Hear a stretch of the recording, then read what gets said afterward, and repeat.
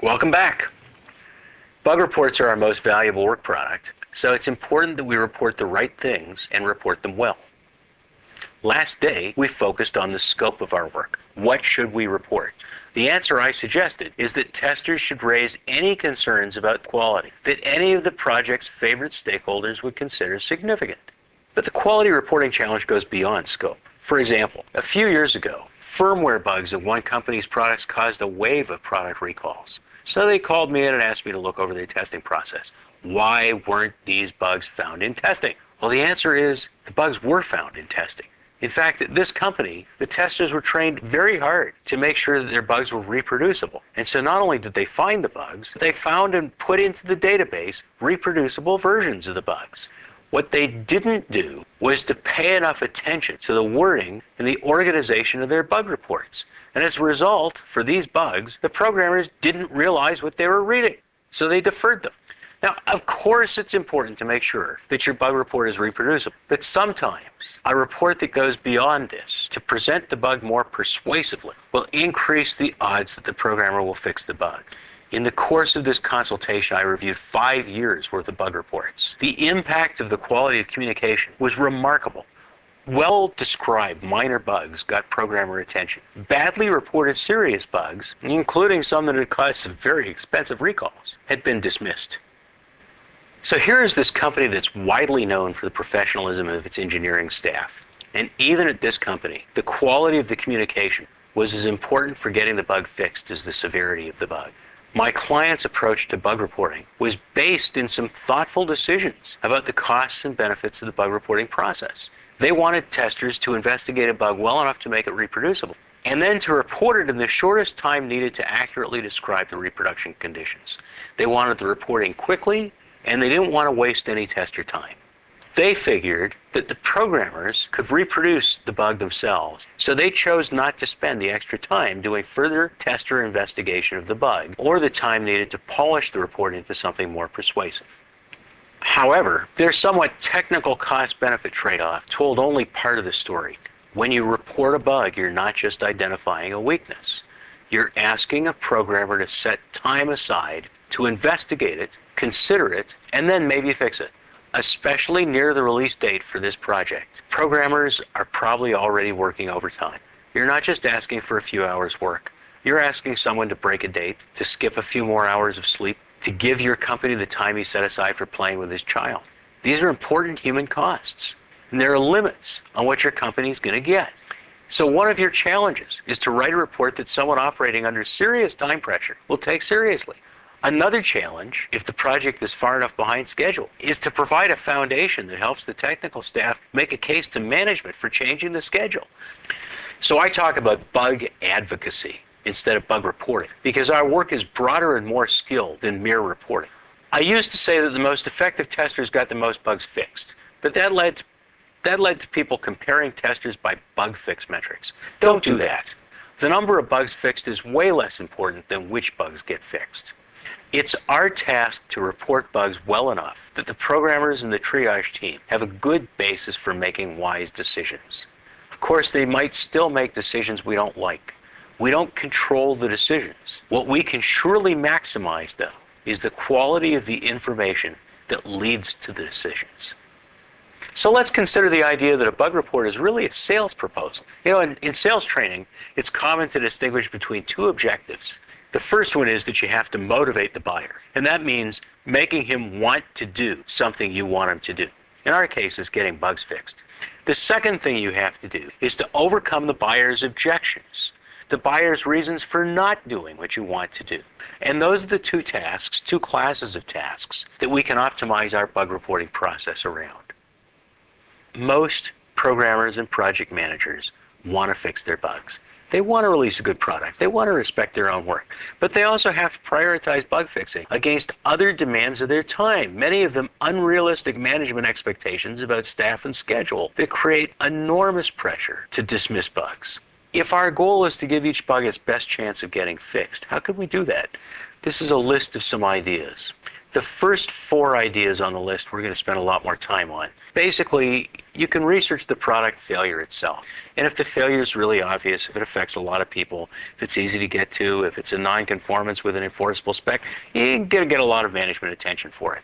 But you can also get attention by doing research not about the bug, but about the context of the failure. The next few ideas list those. Let me give you 3 examples from my experience where I know for a fact that the project manager would have deferred the bug except for some added information about the business situation associated with the failure. The first one was really simple. It was a user interface annoyance that would have been deferred except that technical support data on a similar problem with another product showed hundreds of user complaints. The second case was an incompatibility with an old model of an unpopular video card. Like, who cares? Well, the added information was that we had a vice president of sales negotiating with this manufacturer for a co-marketing deal with a new and very popular video card by the same company. But any incompatibility of our product with any of their previous models could sour this deal. It became a high priority fix. The third case was a set of menu item name abbreviations in the French translation of a product. So you've got a menu, you put words in, the French words were longer than the English words, they didn't fit. The abbreviations looked entirely reasonable to native English speakers who had learned to speak French in American schools. But French magazines had ridiculed a competitor for comparable abbreviations. The company scrapped the menus. Each of these cases required the tester to think beyond the program itself, beyond any specification, to think about the market we would sell the products to, the environment the program would run in, the user reactions, the support costs, the training costs, any aspect of the broad context of the product. Many people define the role of the tester narrowly, to not look at things like that. But understanding the context of the product, understanding what will actually reduce value to stakeholders, is fundamental to your role as a quality investigator. Now, the final idea on this slide is that testers build credit with programmers. If your reports are well done, if you don't waste the programmer's time, if you treat her with respect, then you build credit. You're going to find that sometimes you can get your bugs fixed just by walking up to the programmer and saying, I think this one's important. Please do me a favor and fix it for me. Now let's focus on the first 4 items on the list. Investigating the program and the specific failure. I want to start with an example. I managed a product that was being tested by an independent test lab. The lab's approach to troubleshooting was minimalist. Their task, in their opinion, was to find bugs, make sure they were reproducible, and then report them as quickly and as cheaply as possible. So they didn't spend a lot of time on follow-up testing. One of their reports described a simple test that caused the disk light to come on. The disk light comes on when you read a disk or write to it. This feature wasn't using the disk, so the light shouldn't have come on. The program didn't change any data on the disk when it lit the light, so the lab marked the bug as minor and said it was deferrable. Now this failure looked trivial, but I didn't understand it, and that made me uncomfortable. When a programmer makes a coding error, the program's now doing something it's not supposed to do. The program's now in a state that it's not supposed to be in, and the programmer never expected it to be in. So from that point forward, who knows what the program's going to do? So I like to see follow-up tests for every minor-looking coding error to see if we can keep going and get something worse to happen. Well, no one else was interested in this obviously trivial failure that turned on a disk light but didn't do anything to the disk.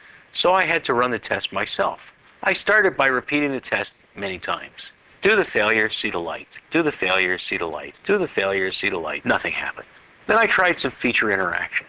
That is, I combined tests of the feature that triggered the failure with tests of other features that might be related to this feature.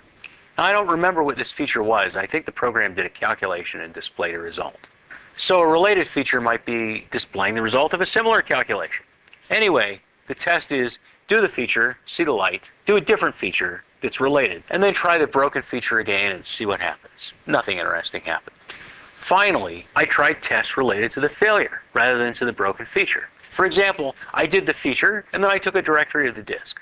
Why a directory? Because a directory is a disk I/O feature, and the failure was an unexpected disk access. So the test was do the feature, see the light, list the directory, and then try the feature again.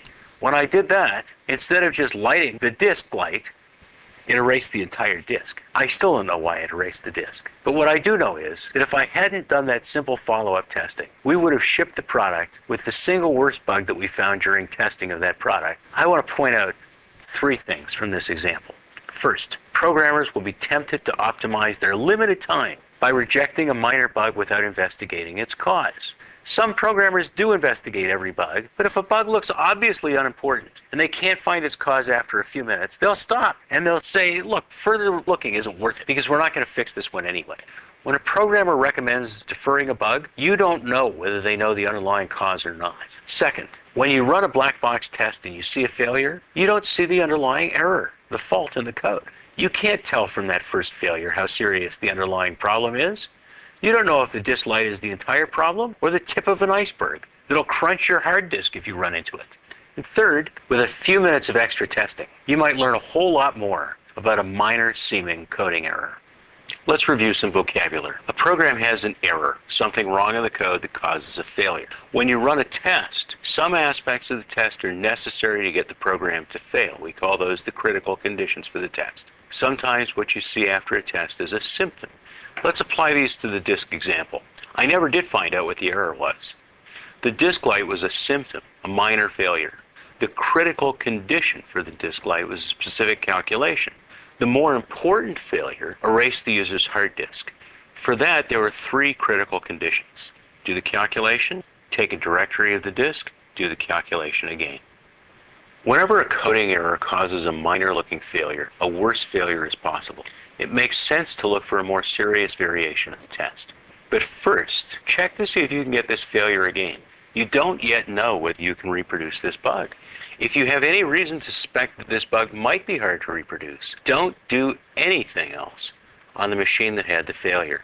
You want to be able to bring the programmer to this machine and say, here's the machine. I haven't done anything on this machine since the program failed. If you want to check the system's data, go ahead. To replicate the bug, run your tests on another machine. Every tester should have at least 2 computers to work on. Computers are cheap compared to the cost of losing state for a hard-to-reproduce bug. Given a reproducible coding error that's not already obviously serious, I generally try 4 types of tests to see if the bug is more serious than it looks. I run basically the same test, but change some aspect of how I do it. I change something about the program and then run the test. I change the data files that I load the program with, or I change the environment, the system the program is running on, or the state of the other programs, such as external clients or servers, that this program is interacting with. And then I run the test. Error handling code is often the least tested code in a program. Follow-up testing doesn't just look at the initial problem. It looks at what happens after the initial problem. And so it also gives any bugs in the error handler their chance to make a reportable mess. Let's consider the first type of follow-up. I leave the program settings alone, I leave the environment alone, and I change some details in how I run the test. Here's a simple example. Imagine testing a program with an addition feature. Enter 2 numbers, it shows them on screen as you enter them, then displays the sum. But when it displays the sum, it scrolls the display just a little bit. Everything moves up a little for no obvious reason. It's just a minor looking bug, but who knows what's behind it? So how can we vary this test? Well, I start with simple repetition. Do the test, see the failure, do the test again, see the failure again. Sometimes when I do this, the failure gets worse. Symptoms get worse in different ways. For example, think about timing. How long does it take to scroll the screen or do some other observable thing? If it takes noticeably longer over time, the program is probably wasting resources, like memory or stack space, in a way that will eventually cause it to crash, because it has no resources left. You might have to repeat the test quite a few times. Capturing your test and having the capture program replay the test several hundred times is useful. Next, try simple variations on the same test. For example, in the program that adds 2 numbers, try different data values, or different amounts of data, or try multiplying instead of adding. From here, I try some combination testing. For example, I run the test that yields the failure, then I run some other test. I do some other feature or some other task, then I run the failure-inducing feature again. See what happens. Now, there are zillions of possible test combinations, so let me split them into 2 categories. Either I'm changing something that is related to the task that failed, or I'm changing something that is related to the failure. If we went back to the disk light example, the task was a simple calculation, and the failure involved disk access. We can also try to make tests harsher in some way. We look at quick tests in detail in the lectures on risk-based and exploratory testing. James Whitaker describes several types of quick tests in his well-known book, How to Break Software. Let me recap. To look for more serious failures, I try 4 types of follow-up tests. I vary how I run the test that triggered the failure, the options and settings of the program being tested, the data files the program loads, and the environment that the program runs in. So far, I've considered variations on how to run the test that triggered the failure. Now I want to move to the options and settings of the program being tested. Microsoft Word's options are a good example. They let you change things like how the display looks, what appears on the toolbar, how the spell checker works. These are persistent variables.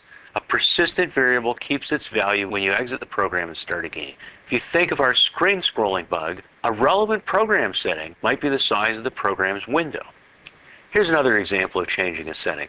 When you're working with a word processor, it often auto-saves data. It automatically saves a draft copy of the file you're working in.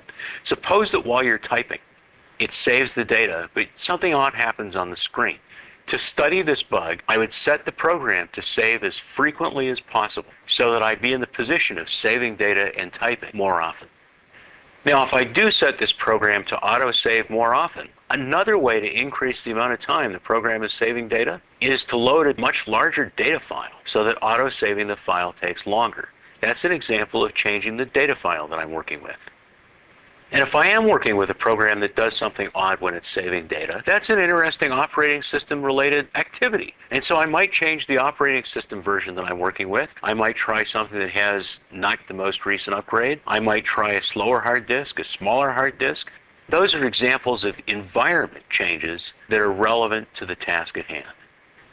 Now, this is a kind of configuration testing. Most configuration testing involves testing on lots of machines to see how general the bug is. Does it fail on everything? But that's not what I'm up to here. What I want to do here is to change the configuration until I can get the bug in its worst possible light. I want to find the configuration that is most toxic in terms of this bug, that yields the most spectacular failure. Now, so far, we've considered ways to check whether a bug is more serious than the first visible symptom suggests. A different question is whether we can show it occurs under more general circumstances. When I say more general, what I mean is, will more people see it more often under a broader range of circumstances than the first failure that we saw suggests? Extreme value tests are an example of the value of follow-up testing to generalize a bug. The reason we test with extreme values is to push the program as hard as we can to maximize the chance of our exposing a bug. But once we find the bug, we don't have to stop with that extreme value. When programmers call a test a corner case, they mean a set of conditions so extreme that no one but a tester would do this. For example, when you test searching in an email program, try searching in a mailbox that has 10 million messages. If the program fails, some people might dismiss this test saying, no one has 10 million messages. Rather than arguing with this dismissal, try the same test with less extreme values. If the search fails with 3,000 messages instead of 10 million, you have a bug that no one can dismiss. Now, if you can't replicate the bug with 3,000 messages, that's interesting. What is the smallest set of email messages that does make the search fail? The broader the range of values that trigger a failure, the harder it is to dismiss the failure. On the other hand, if the program does fail only on extreme values, now you know. Report it that way with the results of all your tests. If the project manager quickly defers the bug, that might be the right decision. I usually put the burden on the tester to do retesting when you find a bug with an extreme case. But sometimes it's too hard, too slow, or too expensive. The fact is that programmers do have better diagnostics than you. They have the ability to determine the root cause of the bug and analyze its repercussions, which you don't. So sometimes the right thing to do is to remind the programmers that what you see is just a symptom. I'm told that at Borland this was called the tip of the iceberg defense. The way that goes is, hey, this corner case, yeah, it's a corner case, but it might just be the tip of the iceberg. Do you know why this bug occurs? Do you know how serious it really is? Another common analysis for generality involves configuration dependence. When the program fails a test, especially if the failure looks like a coding error rather than a designed-in annoyance, what you know is that if you do these things with these data, with this program, on this machine, you get a failure. Many people assume that if the program fails on their machine, it'll fail on almost any machine. So they don't bother with configuration testing. That's fine until you submit a bug that actually is configuration dependent and you didn't realize it. A bug will lose all credibility with the programmer, and you will lose credibility if you submit a bug as a general occurring bug, but it only replicates on a few machines, none of those the ones on the programmer's desk. There are several levels of configuration dependence to consider. Think of testing a program like OpenOffice. Runs on lots of different operating systems.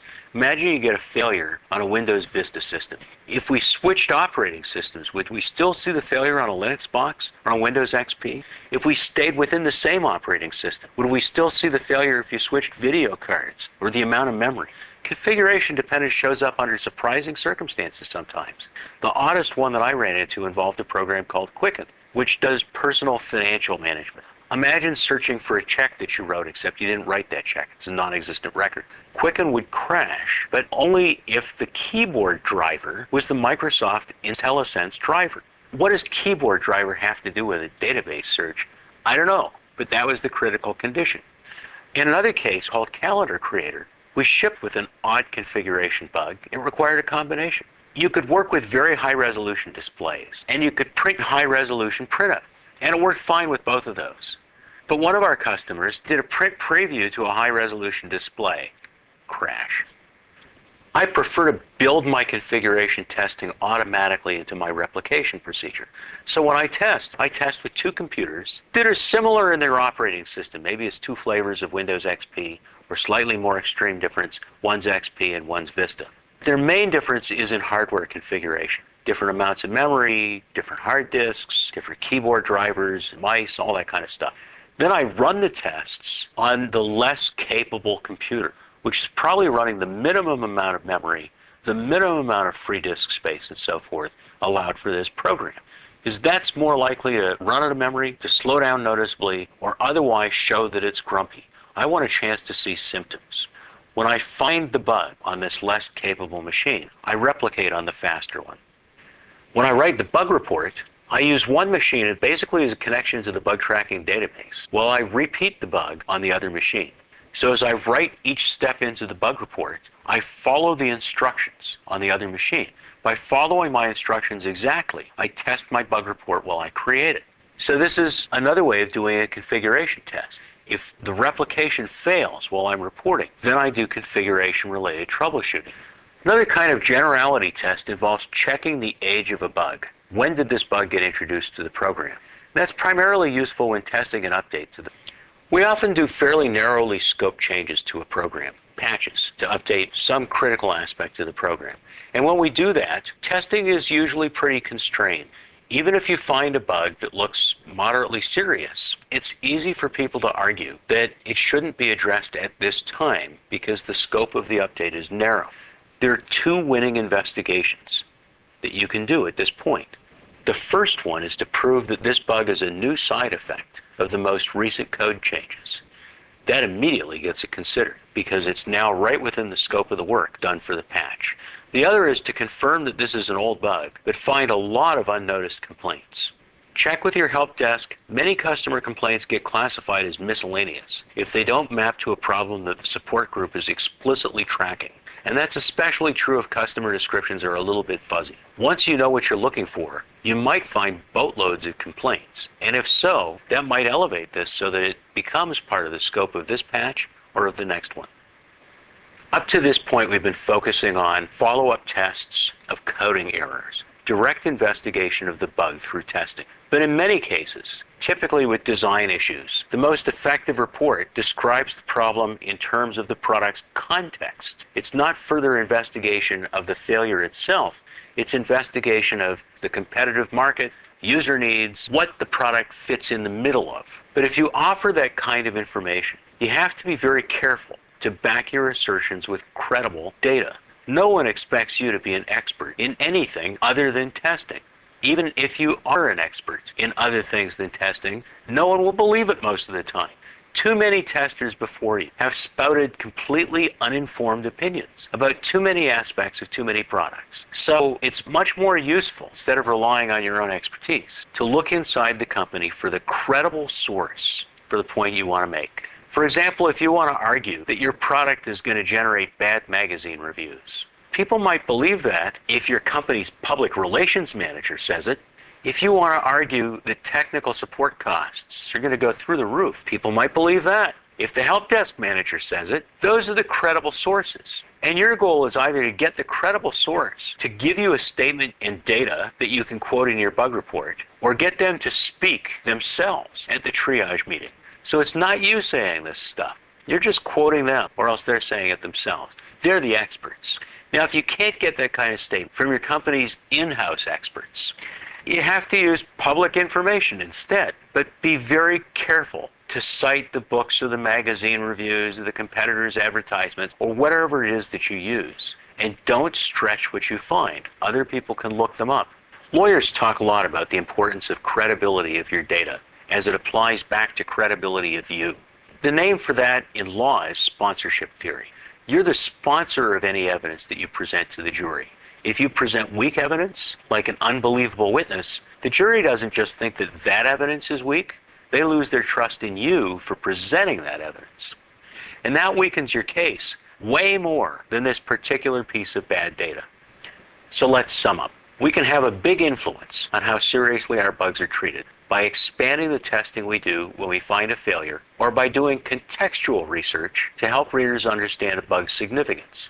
Some people ask me how long to spend per bug. It depends. Some bugs are self-evident. They don't need any troubleshooting. On other coding errors, I usually spend 15 minutes. But if something happens during those 15 minutes that makes me suspicious, I might work on it for a day.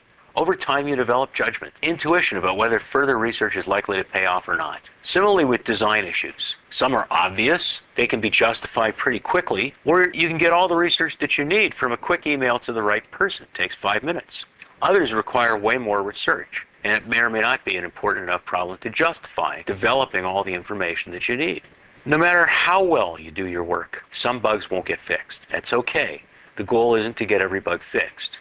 Your goals are to help the project team select the right bugs to fix and to help them make their fix-related investigations more efficient.